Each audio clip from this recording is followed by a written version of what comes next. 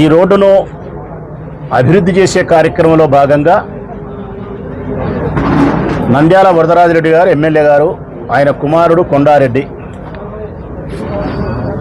ఆయన ఈ కాంట్రాక్ట్ తీసుకున్నది. ఆయన బినామీ వర్లపాడు మహేశ్వర్ రెడ్డి, మాజీ జెడ్పీటీసీ, వారు ఈ పని చేస్తున్నారు. ప్రజలారా, ఎక్కడి నుంచి చేస్తున్నారు అంటే కనుక కొత్త బస్టాండ్ దగ్గర నుంచి రిలయన్స్ పెట్రోల్ బంక్ వరకు 585 మీటర్ల దూరం. ప్రజలారా, అంటే అర్ధ కిలోమీటరు, కేవలం అర్ధ కిలోమీటరు. ఈ 585 మీటర్లకు సంబంధించి పని యొక్క అంచనా మొత్తం 5 కోట్ల రూపాయలు. సిమెంట్ రోడ్డు, ఒకవైపు ఏమో 1600 మీటర్లు బీటీ రోడ్డు, సెంటర్లో డివైడర్ వస్తుంది. ఇక్కడ మీరందరూ తెలుసుకోవాల్సిన అంశం ఏంటంటే 5 కోట్ల రూపాయల విలువ కలిగిన ఈ పనిని నంద్యాల వరదరాజిరెడ్డి కుమారుడు కొండారెడ్డి చేస్తున్నాడు కాబట్టి 4.95% ఎక్సెస్, అంటే 22,50,000 రూపాయలు ఎగస్ట్రా. జనరల్గా ఎక్కడైనా ప్రభుత్వ నిబంధనల ప్రకారము కాంట్రాక్ట్ చేసే విధానం మీ అందరికీ తెలుసు. ప్రజలారా, టెండర్కు అందరూ పాల్గొంటారు. కాంట్రాక్టర్లు 1,00,000 రూపాయలు పని చేయాల్సి ఉంటే నేను 96,000 చేస్తానని చెప్పి టెండర్ వేస్తా. అన్న ప్రభాకర్ అన్న 93,000 వేస్తాడు, సుబ్బారెడ్డి అన్న 91,000 వేస్తాడు. 91,000 వేసిన సుబ్బారెడ్డి అన్నకు 1,00,000 రూపాయల పని ఇస్తారు. ఇది టెండర్ విధానం. దీనివలన ప్రభుత్వానికి, ఖజానాకు డబ్బు ఆదా. 1,00,000 రూపాయల పనికి 91,000 చేసినప్పుడు ఒక 90,000 రూపాయలు, 9,000 రూపాయలు ఆదా. ఇది ఎక్కడైనా టెండర్ ప్రక్రియ. 1 కోటి రూపాయలు పని చేస్తున్నామంటే ఒక 10% లెస్సుకు పోయిందంటే కనుక ఓ 10 లక్షలు ప్రభుత్వానికి మిగిలిందని. కానీ ప్రొద్దుటూరు మన పట్టణంలో మాత్రం నంద్యాల వరదరాజిరెడ్డి గారు ఎమ్మెల్యే అయిన తర్వాత ఈ 2 సంవత్సరాల కాలంలో ఈ ప్రొద్దుటూరు నియోజకవర్గంలో ఎక్కడ పని చేసినా, ప్రజలారా, ఎక్కడ పని చేసినా, పట్టణంలో కానీ ఏ పల్లెలో కానీ, అది రోడ్డు అయినా, కాలువైనా, మోరి అయినా, బిల్డింగ్ అయినా, కాలేజ్ అయినా, ఏదైనా సరే ఎమ్మెల్యే కొడుకే చేస్తాడు. ఎమ్మెల్యే కొడుకు తరఫున వాళ్ళ బినామీ వర్లపాడు మహేశ్వర్ రెడ్డి చేయిస్తాడు పావలా భాగం. Single tender. ప్రజలారా, రెండవ టెండరే ఉండదు. రెండవ టెండర్ వేస్తే కొండారెడ్డి ఒప్పుకోడు. అది ఓపెన్గా ప్రెస్ ముందుకు వచ్చి చెప్పినాడు. మేము అధికారంలో ఉండే 5 సంవత్సరాల కాలంలో ప్రొద్దుటూరు నియోజకవర్గంలో ఎవరే కానీ కాంట్రాక్ట్ పనులకు రెండో టెండర్ వేయకూడదు, వేస్తే నేను పై పగలగొడతా అని ఓపెన్గా చెప్పినాడు. ఇదే ప్రెస్ వాళ్ళ ముందర సింగిల్ టెండర్ వేస్తాడు.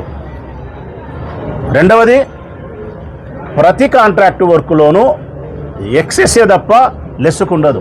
అంటే 5 కోట్ల రూపాయల పని ప్రభుత్వం నిర్ణయిస్తే మేము 5 కోట్లకు చెయ్యము, 5,22,50,000 చేస్తామని చెప్పి ప్రభుత్వ నిబంధనల ప్రకారము 5% ఎక్సెస్ వరకు ఉపయోగించుకుంటే చట్టంలోని లొసుగును ఉపయోగించుకొని సింగిల్ టెండర్ వేసి 22,50,000 ఎక్కువ కావాలని పని తీసుకుంటారు.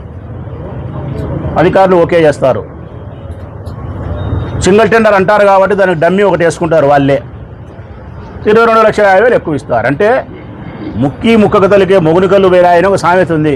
అట్లా కాంట్రాక్ట్ వర్క్ మొదలు పెట్టగతలకే అగ్రిమెంట్ నాటికే 22,50,000 రూపాయలు ప్రజల డబ్బును ప్రభుత్వం దగ్గర నుంచి కొండారెడ్డి గారు ఎమ్మెల్యే కొడుకు తీసుకుంటాడు.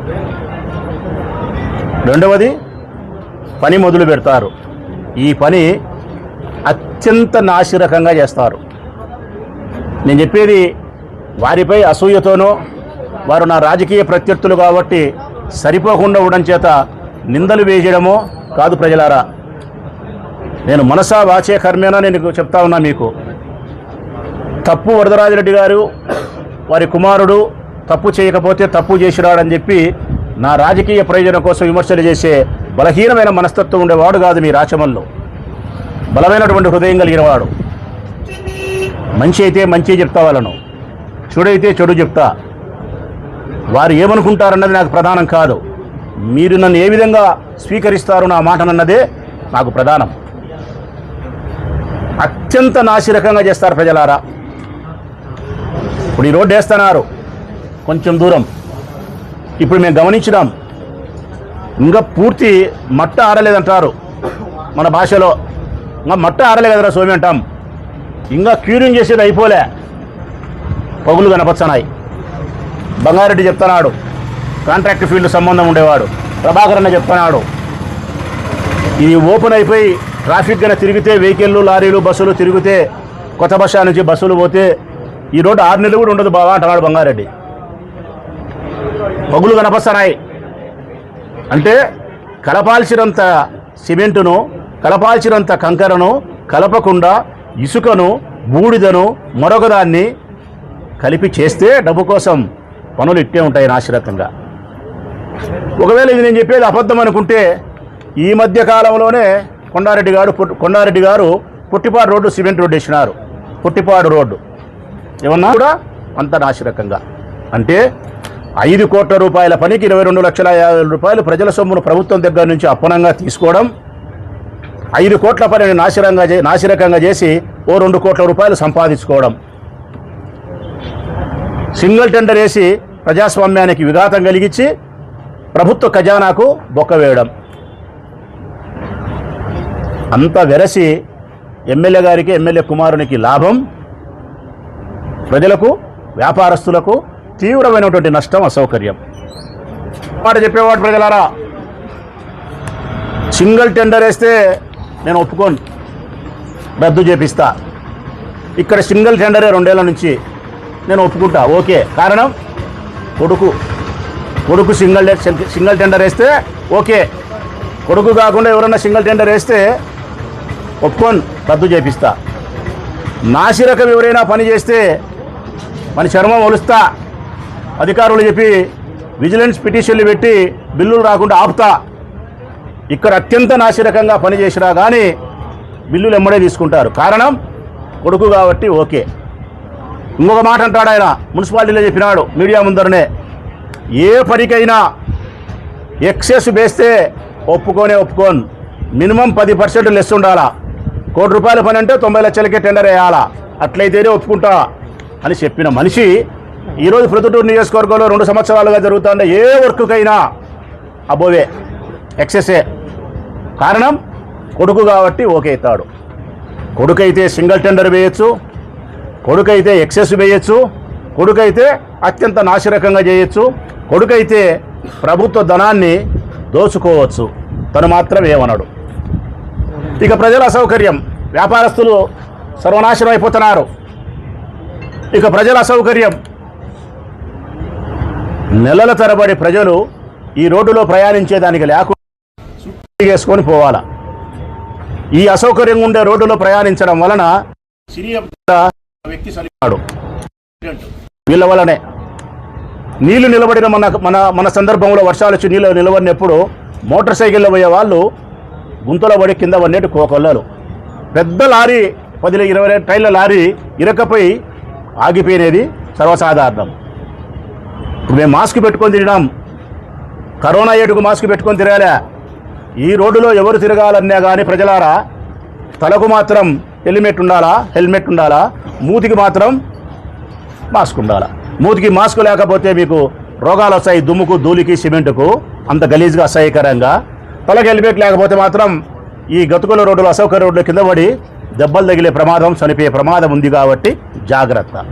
అసలు ఇక్కడ వచ్చేదానికే రోడ్డు ఓపెన్ చేయకుండా ఉంటే ఎవరికైనా ఏదైనా కావాలనే లేదు, అటు తిరిగేసుకొని పోవాలా. దీనికి రేపొద్దున ప్రెస్ మీట్ పెట్టి ఎమ్మెల్యే గారు అని చెప్పలేరులే, ఆయన సక్రమంగా లేడు, జ్ఞాపక శక్తి నశిస్తుంది, వారి కుమారుడే మాట్లాడతాడు, డమ్మీ ఎమ్మెల్యే గారే మాట్లాడతారు. ఏమని మాట్లాడతారు తెలుసునా? ఒక అభివృద్ధి కార్యక్రమాన్ని మేము చేసేటప్పుడు ప్రతిపక్షమైన వైఎస్ఆర్ కాంగ్రెస్ పార్టీ ఓర్చుకోలేక విమర్శ చేస్తుంది, మరి ఇంత పెద్ద పని చేసేటప్పుడు టైం పట్టదా అంటారు. మేము అభివృద్ధి పనికి ఎప్పుడూ ఆటంకం కాదు ప్రజలారా. నిజాయితీగా మాట్లాడాలా అంటే వాళ్ళు అంగీకరించకపోయినా ప్రజలు మీరే అంగీకరిస్తారు. ఈ ఊరికి అభివృద్ధిని పరిచయం చేసిందే వైఎస్ఆర్ కాంగ్రెస్ పార్టీ. ప్రొద్దుటూరు నియోజకవర్గానికి అభివృద్ధిని పరిచయం చేసిందే వైఎస్ఆర్ కాంగ్రెస్ పార్టీ 2019-24.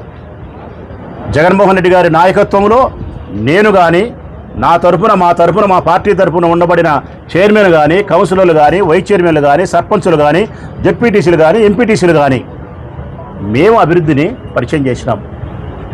మేము కూడా మైదుకూరు రోడ్డు అందంగా తీర్చిదిద్దినాం. వీళ్ళు కాదు, శివాలయం సెంటర్ దగ్గర నుంచి సెంటర్ లైటింగ్ వేసినాం, డివైడర్ కట్టాం, కాలువలు కట్టాం, ఫుట్పాత్లు పెంచినాం, వేగవంతంగా చేసినాం. ఏ అంగడోనితో ఒక్క రూపాయి లెక్క తీసుకోలే. ఎక్కడ కాలువ సొట్టలు బిట్టలు నాగుపాము నాట్యం ఆడినట్టు ఆడిపీలే. బస్టాండ్ దగ్గర ఒక సంవత్సరం కిందట మొదలు పెడితే సర్పంచ్, ఆనాటి సర్పంచ్ ఆయన రూములేమో తప్పించినాడు. ఇంకా ఎవరు 10 లక్షలు, 5 లక్షలు, 20 లక్షలు అంగడికి లెక్కిస్తే ఆ అంగడి తప్పించి నాగుపాము తిరిగినట్టు కాలువ తిరుగుతుంది. ఇప్పుడు నేను కూడా చూపించిన చాలా చోట్ల సక్రమంగా లేదు, కాలువ నీళ్లు సక్రమంగా పరిస్థితి లేదు. అసలు ఫోన్లు కావాల్సిందే. గమనించండి ప్రజలారా, ఎక్కడైనా కరెంటు ఫోన్లు రోడ్డు వేసినా, ఫుట్పాత్ కట్టినా, కాలువ కట్టినా కాలువకు అటువైపు ఉండదు, కాలువకు ఇటువైపు ఉంటాయి ఫోన్లన్నీ. కానీ ఇక్కడేముంది తెలిసిన, ఒక చోట ఒకవైపు ఉంది, ఒక చోట ఒకవైపు ఉంది. డబ్బులు ఇచ్చిన చోట మాత్రం వెనక్కి పోయినాయి, ముందుకు వచ్చినాయి. డబ్బులు ఇయ్యని చోట మాత్రం వెనక్కి పోయినాయి. అంటే కరెంటు ఫోన్ల యొక్క వరుస క్రమము సక్రమంగా లేదు, కాలువ యొక్క స్ట్రైట్గా ఉండే విధానం సక్రమంగా లేదు, రోడ్డు నాసిరకంగా వేస్తారు. ఇన్ని అసౌకర్యాలు ప్రజలకు కల్పించి మరి వారు సుధపూస మాటలు మాట్లాడే పరిస్థితి మాట్లాడుతున్నారు. ఈ పని గురించి కూడా మీకు తెలియాల్సిన అవసరం ఉంది ప్రజలారా. ఈ పనిని ఎప్పుడు అప్పచెప్పినారు అంటే గన ఫిబ్రవరి 4వ తారీఖు అప్పచెప్పినారు. ఫిబ్రవరి 4వ తారీఖున అప్పచెప్పినారు. టెండర్ అయిపోయి అగ్రిమెంట్ అయిపోయిన తర్వాత ప్రభుత్వం వారు సంబంధించిన ఉద్యోగస్తులు కాంట్రాక్టర్కు పనిని హ్యాండ్ ఓవర్ చేస్తారు. అంటే ఇదిగో ఈ పని నీకు హ్యాండ్ ఓవర్ చేస్తున్నాము, ఇక పనిని స్టార్ట్ చేయొచ్చు అని చెప్పి అనుమతి ఇవ్వడం. అది ఎప్పుడు ఇచ్చినారు అంటే గన ఫిబ్రవరి 4వ తారీఖున మొదలుపెట్టినారు. ఫిబ్రవరి పోయింది, మార్చి పోయింది, ఏప్రిల్ పోయింది, మే పోయింది, జూన్ పోయింది, జూలై, 6 నెలలు జరుగుతుంది. 6 నెలల కాలానికి పాటు ఈ రోడ్డు పని చేస్తూ 585 మీటర్లు కలిగిన పనిని కేవలం 250-280 మీటర్లు మాత్రమే ఓపెన్ చేసినారు. ఇంకా 300 మీటర్లు ఓపెన్ చేయలే. అంటే సినీ హబ్ సందు దగ్గర నుంచి ఆ తగ్గుకు బస్టాండ్ వరకు ఇంకా రోడ్డే ఓపెన్ చేయలే. అంటే 585 మీటర్లలో సగము పనిని మాత్రమే వీళ్ళు ఓపెన్ చేసినది. అంటే అవుతుకాన్లో సగం నీళ్లు పోసుకునే తల్లికి జలుబు జ్వరం వచ్చింది, ఇంకా మిగతా నీళ్లు పోసుకుంటే పరిస్థితి ఎట్టుంటుందో ఆలోచన చేయాలి. అంతా విరసి ఆ పక్క ఈ పక్క రోడ్డు వేసి కాలువను పూర్తి చేసి ఆ పక్క 1600 మీటర్లు బీటీ రోడ్డు వేసి సినీ హబ్ దగ్గర నుంచి బస్టాండ్ వరకు చేసి ఆ బస్టాండ్ కాడ బస్సులు బయటకు వచ్చి ఇదంతా జరగాలంటే వ్యాపారస్తులారా, ప్రజలారా, వీళ్ళు సంవత్సరం చేస్తారు. ఇప్పుడు 6 నెలలు చేసినారు, ఇంకొక 6 నెలలకు చేసినా మొగోళ్ళే ఇల్లు, ఇంకొక 6 నెలలకు చేసిన అంటే సంవత్సరం రోజుల పాటు మీరు ఈ పనిని చేస్తే వ్యాపారస్తులకు ఎంత నష్టం వస్తుంది? 50 నుంచి 60-70 కోట్ల రూపాయల నష్టం వస్తుంది. ప్రజలకు ఎంత అసౌకర్యం అవుతుంది, ఎంత ఇబ్బంది అవుతుంది, అది ఆలోచన చేయాలి. ఇన్ని చేసి ఎవరికి లాభం అంటే ఎమ్మెల్యే గారికి లాభం, ఎమ్మెల్యే గారి కొడుకు లాభం. చెప్పినా కదా, సింగిల్ టెండర్ వేస్తారు, నాసిరకం పనులు చేస్తారు, ఎక్సెస్ చేస్తారు. నేను వరదరాజిరెడ్డి గారిని అడుగుతా ఉన్నా, వరదరాజిరెడ్డి గారిని